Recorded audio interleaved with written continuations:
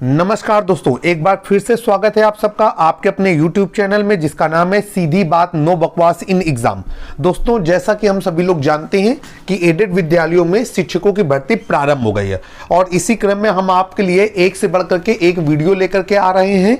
वो क्वेश्चन लेकर के आ रहे हैं जो छोटे हैं लेकिन आपके दिमाग से उतर सकते हैं। लगातार हमारे चैनल से जुड़े रहें। हम ये नहीं कहते कि हमारा चैनल आपका एग्जाम निकाल देगा, लेकिन ये जरूर कहते हैं कि यदि आप हमारे चैनल से जुड़े रहे तो एक एक नंबर के बहुत ढेर सारे क्वेश्चन आप बहुत आसानी से हल कर लेंगे। समय न बर्बाद करते हुए सीधे चलते हैं पहले क्वेश्चन की ओर। पहला क्वेश्चन है कि विज्ञान एवं तकनीकी के नित्य नए वैज्ञानिक शोध से किन किन क्षेत्रों में विभिन्न विस्तार और विकास हुए हैं। तो भाई इसका उत्तर तो बड़ा आसान है, हम सभी लोगों को पहले से ही मालूम है कि विज्ञान और तकनीक ने हर क्षेत्र में डेवलपमेंट किया है। यहां पर जो विकल्प दिए गए हैं उनमें से एक विकल्प है कि संचार के क्षेत्र में, एक विकल्प है शिक्षा के क्षेत्र में, एक विकल्प है कृषि के क्षेत्र में और एक विकल्प है उपर्युक्त सभी। तो जैसा कि हमने आपको बताया कि विज्ञान से अब कोई भी क्षेत्र अछूता नहीं रहा है। संचार हो, शिक्षा हो, कृषि हो, हमारा ग्रह हो, हमारे आसपास का कोई भी वातावरण से रिलेटेड चीज हो, इसके बाद हमारी पढ़ाई से रिलेटेड हो, शिक्षा पढ़ाई के अंतर्गत आ जाती है। हमारा कोई भी हो, मनोरंजन हो, यातायात हो, कोई भी चीज हो, सारी के सारे क्षेत्रों में विज्ञान ने अभूतपूर्व डेवलपमेंट किया है। तो निश्चित ही पहले क्वेश्चन का विकल्प डी पूरी तरीके से उपयुक्त है। आप चौथे विकल्प का चयन करेंगे। ये एक बहुत ही कॉमन सवाल है और जरूरी नहीं है कि हर प्रश्न को हम याद ही करें। कई प्रश्न ऐसे होते हैं जो सिर्फ आप आसानी से समझ करके हल कर सकते हैं। आइए देखते हैं दूसरा क्वेश्चन क्या है। निम्नलिखित में से कौन संचार का साधन नहीं है। अब ये भी बड़ा आसान है। Number 1 CT scan machine, number 2 television, number 3 telephone और नंबर 4 कंप्यूटर। देखिए, अगर हम बात करते हैं टेलीविज़न की तो टेलीविज़न में हमें समाचार मिलते हैं, तो ये संचार का साधन है।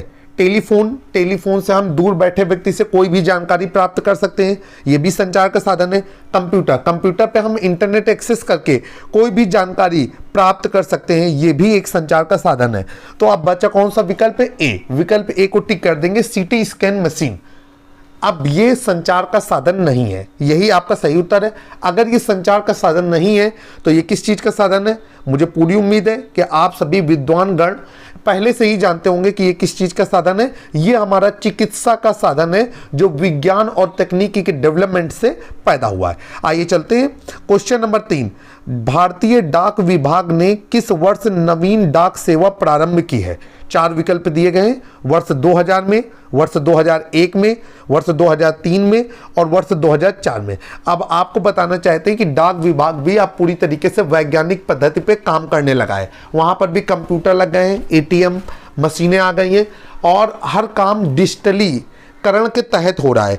तो भाई आपको बताना चाहते हैं, ये प्रश्न थोड़ा आपको याद रखना होगा कि भारतीय डाक विभाग ने वर्ष 2001 में नवीन डाक सेवा प्रारंभ की थी।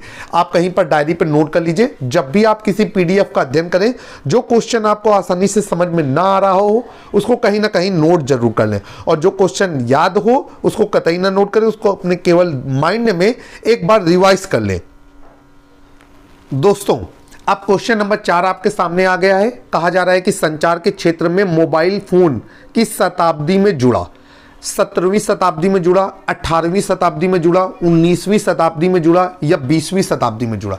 आप सभी लोगों को बता देना चाहते हैं कि भारत में जो मोबाइल फोन है वो 1995 ईस्वी में आया, ठीक है।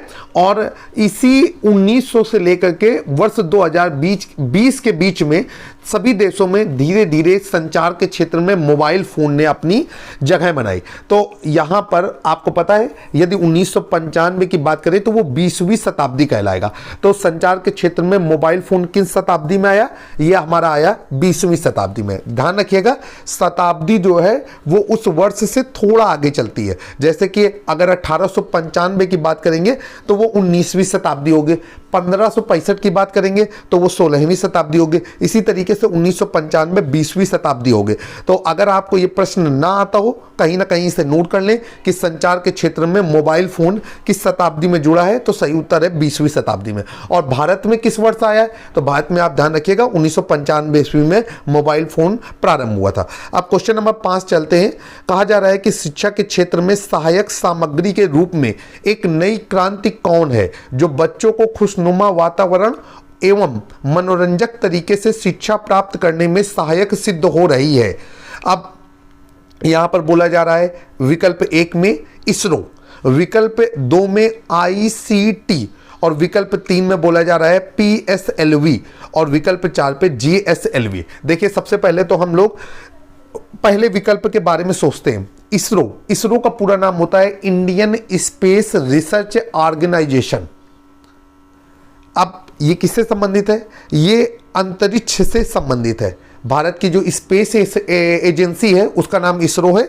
1 नंबर का महत्वपूर्ण सामान्य ज्ञान का प्रश्न है, आप अपने दिमाग पे रख लीजिए।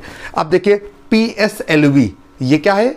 इसका पूरा नाम होता है पोलर सैटेलाइट लॉन्चर व्हीकल।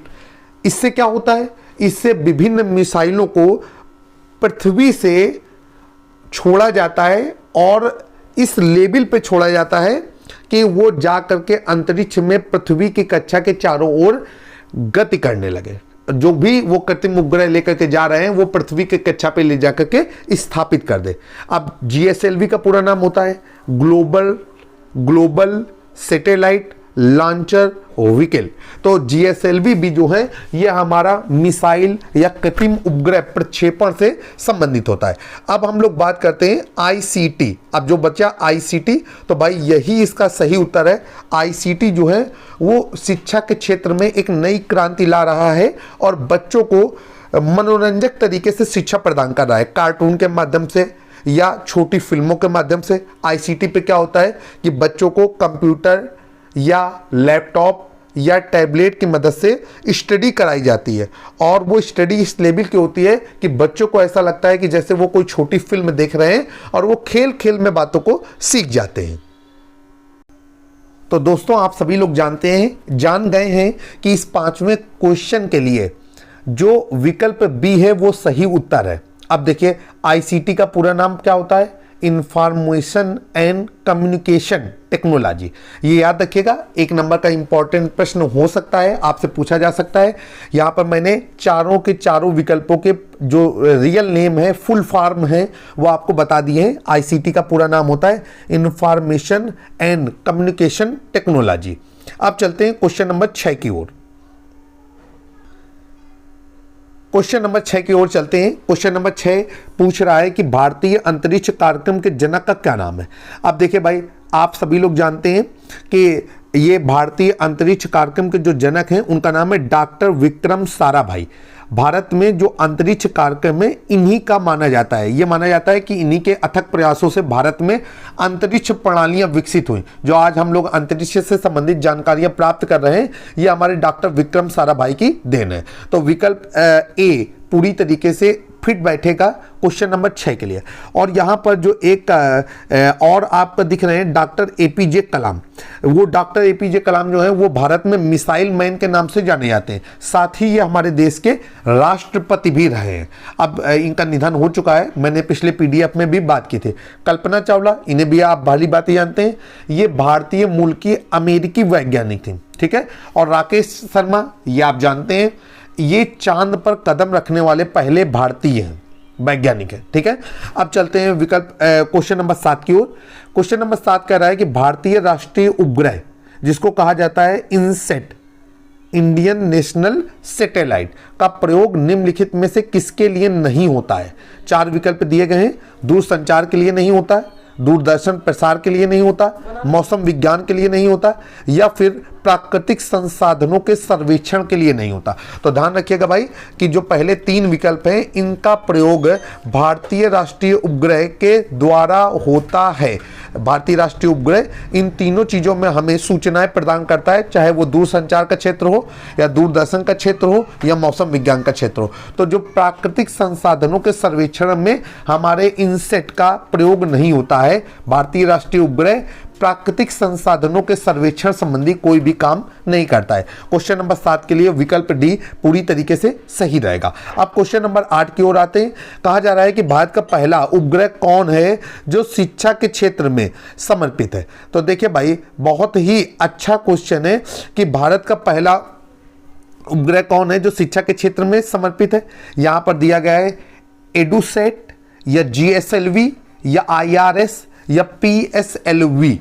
तो भाई आपको बताना चाहते हैं कि एडुसेट, ये जो एडुसेट है इसमें जो ईडीयू है वो एजुकेशन से लिया गया है और एसएटी सैटेलाइट से रिलेटेड है। तो जो एडुसेट है वो पहला भारत का उपग्रह है जो शिक्षा से संबंधित है। इस उपग्रह की मदद से हम लोग तमाम शैक्षणिक गतिविधियां करते हैं। आज हम घर बैठे कंप्यूटर या इंटरनेट की मदद से दुनिया के या भारत के किसी भी बड़े प्रोफेसर, बड़े टीचर का लेक्चर सुन सकते हैं। ये हमारा एडुसेट की खासियत है। ये उसी उपग्रह के माध्यम से ये सब हो रहा है। और जो आईसीटी का भिन्न भिन्न प्रयोग है शिक्षा को बढ़ावा देने के लिए या मनोरंजक तरीके से शिक्षा देने के लिए, उसमें भी एडुसेट सैटेलाइट महत्वपूर्ण भूमिका निभा रहा है। अब क्वेश्चन नंबर 9 पे चलते हैं। क्वेश्चन नंबर 9 है, निम्नलिखित में से ऊर्जा का नवीकरणीय स्रोत नहीं है।